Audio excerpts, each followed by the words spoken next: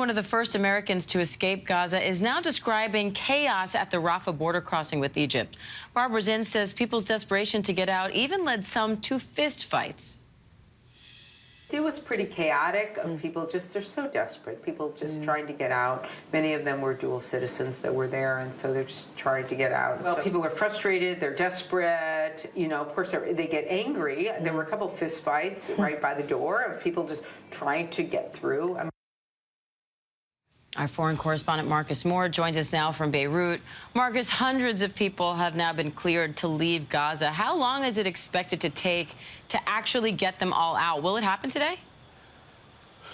Well, Diane, we really don't know. This has already been a long process for them, and this is the first major opportunity for these people to leave, and so that question remains up in the air. As you know, several have already been able to make it across, and there are many more who are waiting. Of the 600 Americans we understand who have have told the State Department they want to get out of Gaza. But one of the things I think we should really home in on, after we just heard in Ezra's report there, is that despite the horrors and the really horrific situation that's been unfolding in Gaza, this is still a difficult decision for many of these people. You heard them describing how they are leaving their families behind. And while they do have family in the U.S., they also have family in Gaza. And to leave them in the midst of this situation is very difficult. And then in addition to that, you have people who have a heart for wanting to help those who live in Gaza. And so for them,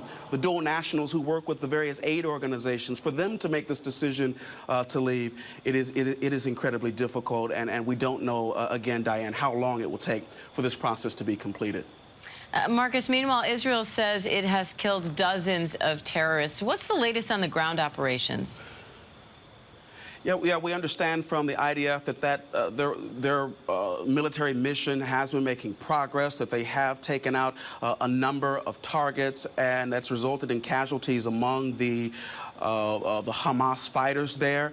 And as you know, they have said that they will continue with this until they have completely eradicated Hamas from Gaza. So that part of this ordeal continues to unfold, and we have watched as well the tit for tat that not only there in Gaza but also here in Lebanon, in southern Lebanon, where Hezbollah, the Iranian-backed group, has continued its fight or its resistance against Israel, firing even today, carrying out a mission in southern Lebanon using, they said, a couple of drones to hit targets at a military barrack there. So all of this is happening in a number of parts of the region, and the big question, Diane, is whether this will expand into a wider war. And it's something that when you talk to people here in Lebanon, that is something that they absolutely do not want.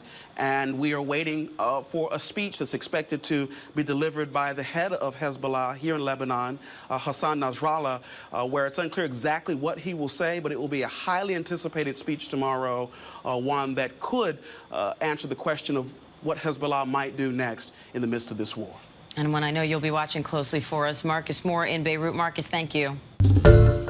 Hi, everyone. George Stephanopoulos here. Thanks for checking out the ABC News YouTube channel. If you'd like to get more videos, show highlights, and watch live event coverage, click on the right over here to subscribe to our channel. And don't forget to download the ABC News app for breaking news alerts. Thanks for watching.